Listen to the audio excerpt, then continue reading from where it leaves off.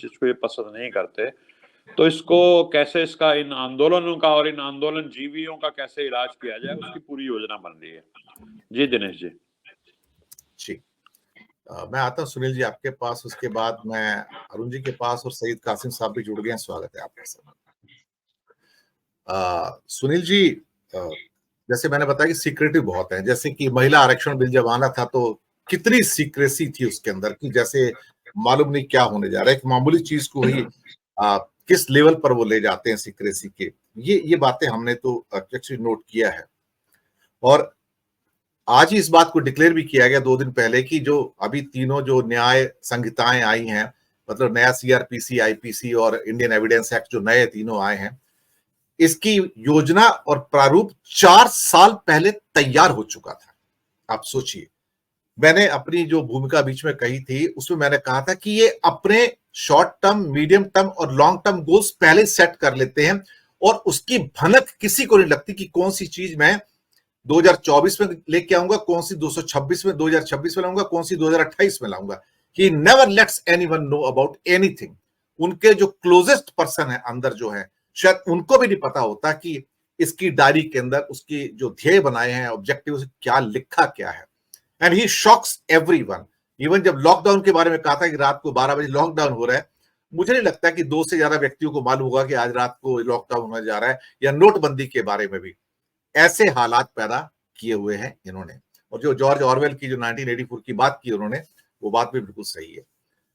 लेकिन यहां पर धीरे धीरे अब हम उस दिशा में आ गए जहां आप प्रश्न नहीं पूछ सकते, आप हंस भी नहीं सकते।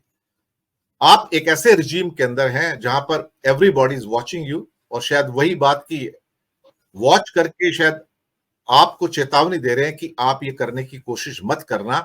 ये मदर ऑफ डेमोक्रेसी सिर्फ नाम दिया गया इसका, लेकिन ये सिर्फ कवर पृष्ठ है उसका। क्या कहते हैं, किताब का एक कवर पृष्ठ होता है, उसके अंदर ये पिक्चर कुछ और है। सुनील शुक्ला जी, अपनी जो सबमिशन है 7 मिनट तक ही सीमित रखेंगे, काफी बड़ा पैनल है आज हमारे पास। धन्यवाद दिनेश जी।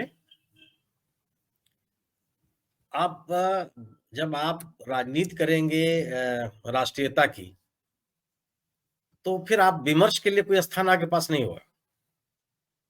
फिर आपको एक क्लोज सोसाइटी ही चाहिए जो बहस न करे, कोई चर्चा न करे, क्योंकि उसके सामने एक मुद्दा दे दिया गया कि आप केवल राष्ट्र का चिंतन कीजिए, राष्ट्र सर्वोपरि है।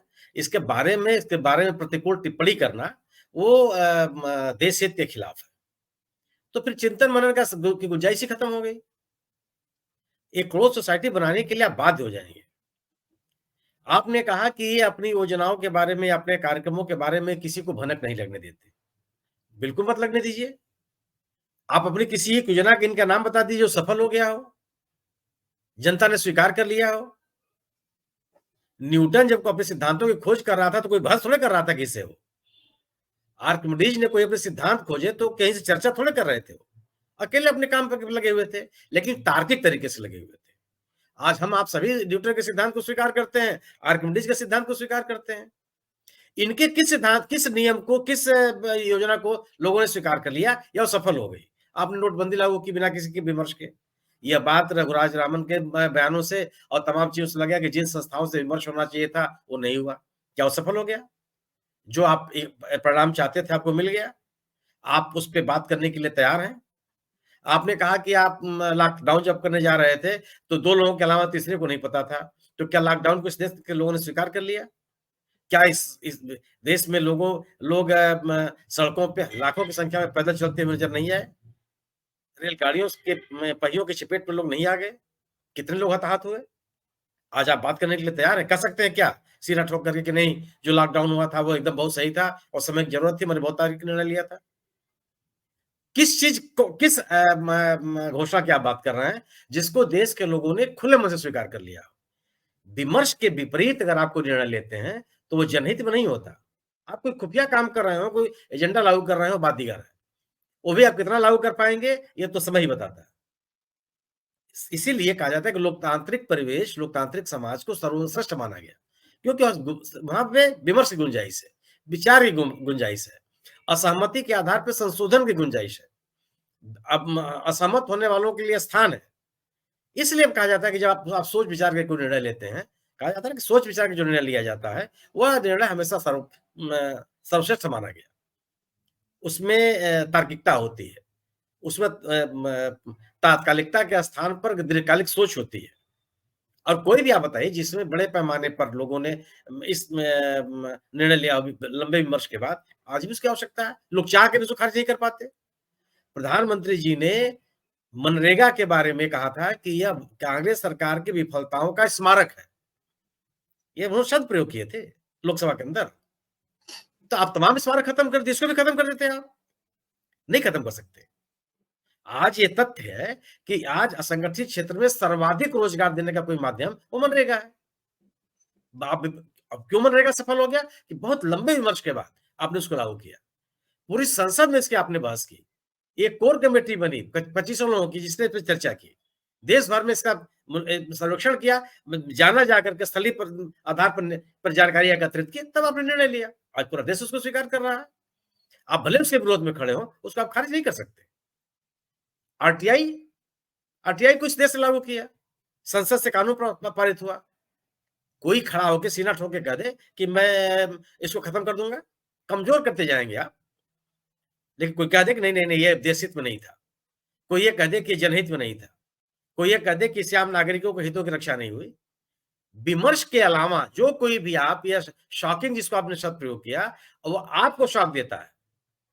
आप भले मुंह छिपा करके अपनी बातें कह लें कि नहीं नहीं बड़ा भारी मैंने तीर मार लिया, तो तथ्य नहीं होता उसके साथ। आपको बाद में उसमें संशोधन करने पड़ते हैं, आपको उनको वापस लेना पड़ता है। आप किसान कानून के बारे में क्या किया आपने? किसी को पता नहीं था। मार हल्ला गुल्ला के बीच, बिना बहस के बीच, बिना सिलेक्ट कमेटी में भेजे आपने उसको पारित करा लिया। बीजेपी के लोग कहते थे कि ये किसान उठ करके घर चले जाएंगे और ये नियम कानून वापस नहीं होगा। मैंने कई लोगों से कहा था कि ये कानून वैसे ही पास होगा, वापस होगा जैसे और भी चीजें आपने वापस की थी। आपने भूमि अधिग्रहण का कानून लाए थे, आपने वापस नहीं लिया क्या? है क्या कि जो जिससे संबंधित चीजें हैं, जिसका असर व्यापक रूप से पड़ना है, उसको आप मेरी राय, राकेश जी की राय, अनिल जी की राय, ऐसा नहीं हो सकता कि हम लोग एक ही तरह सोचते हैं। और आप 3 लोगों से आप बात करते हैं तो एक विषय पर आपकी धारणाएं उसमें संशोधित होती है, उसका परिष्कार होता है, उसका दायरा बढ़ता चला जाता है। इसीलिए संसद की परिकल्पना की गई। इसीलिए नियम कानून बनाने के लिए कहा गया कि आप सिलेक्ट कमेटी में पहले भेजेंगे। वहां पे व्यापक विचार विमर्श के बाद, आवश्यक संशोधनों के बाद वो सदन में आएगा। झटके में आप अपने पीठ ठोकते रहिए, आपके पास समर्थन है, आप कुछ भी कर लें। लेकिन ऐसा नहीं है कि आप जो कर लेते हैं उसको लोग स्वीकार भी कर लें। एक बड़ा वर्ग है, एक वर्ग है जो आपका समर्थक हो, आपके साथ है। लेकिन पूरा का पूरा देश उसको स्वीकार कर ले रहा है, ये संभव नहीं है। इसीलिए होता है कि जिन चीजों जो निर्णय आपने लिए है उस पर आप सार्वजनिक बहस करने के लिए तैयार नहीं होते। अब हर काम आप बैकडोर से करना चाहते हैं। आपने जो ये कानून आप लाए हैं, भारतीय नागरिक संहिता या न्याय संहिता या भारतीय साक्ष्य संहिता कानून, सवाल इस बात और किस बिना पर आप लाए? आपने क्या कहा उसमें? प्राथमिक तौर से आपने कहा कि जो औपनिवेशिक मौजूदगियां हैं उनको खत्म करना है और भारतीयता के अनुकूल बनाना है। पहले तो आपने इसकी व्याख्या की। आपने जिनको आप ये कहते हैं कि जिन कानूनों को औपनिवेशिक शक्तियों ने बनाया था, उन औपनिवेशिक शक्तियों ने जिनको नागरिक आजादी में कोई बहुत विश्वास नहीं था, उन्होंने प्राविधान किया कि 15 दिन से अधिक पुलिस किसी को हिरासत में नहीं रख सकती। आप क्या कर रहे हैं? आप राष्ट्र प्रेमी हैं, देश के नागरिकों का हित चाहते हैं। आप कहते हैं कि 90 दिनों तक पुलिस आपको हिरासत में रख सकती है और आप ये काम आप राष्ट्रहित बता रहे हैं। क्या देश को स्वीकार कर लेगा? सरकार है, सरकार की हुकूमत सही लोग मानते हैं, हुकूमत को लोग मानते आमतौर पर मानते, बहुत जल्दी लोग इसके खिलाफ नहीं खड़े होते। लेकिन कितने समय तक दीवार पे सटा देंगे आप, उसके बाद आदमी आगे बढ़ेगा ना। क्या यह देशहित में है? नागरिक स्वतंत्रता के पक्षधर इसको स्वीकार कर लेंगे? जिन लोगों ने नागरिक स्वतंत्रता पर इतनी लंबी लड़ाई लड़ी, लोकतांत्रिक मूल्यों में आस्था रखी, इसको स्वीकार कर लेंगे? आप पहले इसको मुलम्मा चढ़ाते हैं, आप राष्ट्रीयता, राष्ट्रवाद, भारतीयता, औपनिवेशिकता से दूर, औपनिवेशिक ताकतों के साक्ष्य को हटाने, इस तरह के शब्दों का प्रयोग करते हैं। अगर उनमें इतनी ही तार्किकता है और जन स्वीकृति के इतने ही मजबूत आधार हैं, तो इन शब्दों के प्रयोग करने की आवश्यकता क्या है आपको? आप राजद्रोह हटा देंगे, देशद्रोह ला देंगे। इस देश के लोगों को इस दोनों शब्दों में अंतर नहीं समझ पता है क्या? कि नहीं जानते कि आप कौन सी बात कैसे कहना चाहते हैं? वह कोई भी कानून जो नागरिक आजादी का पक्षधर नहीं है, मेरा अपना मानना है कि समाज उसको स्वीकार नहीं करता। ठीक है, कानून संसद का कानून बन जाएगा तो मानेंगे, अदालतें सुलह करेंगी। लेकिन यह इसको खुले मन से स्वीकार कर ले लोग, ये कहें कि आपने बहुत अच्छा कानून बना दिया। जो सरकार ये कहती रही हो कि वह अव्यवहारिक कानूनों को हटा देगी। बड़े आपने दावा किया कि आप उसको हटा रहे हैं और आप इस तरह के कानून बना रहे हैं। कौन इसको स्वीकार करेगा? मेरा अपना मानना है दिनेश जी कि आप भले कह लें कि आप बड़ा खुफिया काम कर ले रहे हैं। आप बिना विमर्श के, बिना चिंतन के, बिना तार्किकता के आपका कोई भी निर्णय लोग स्वीकार नहीं कर सकते। जी, उसकी स्वीकृति नहीं बढ़ सकती है। जी, आपका कहना सही है कि स्वीकृति तो नहीं होती है, लेकिन बाध्यता तो है ही है। अल्टीमेटली मेरा व्यवस्था में रहने का एक पर्सनल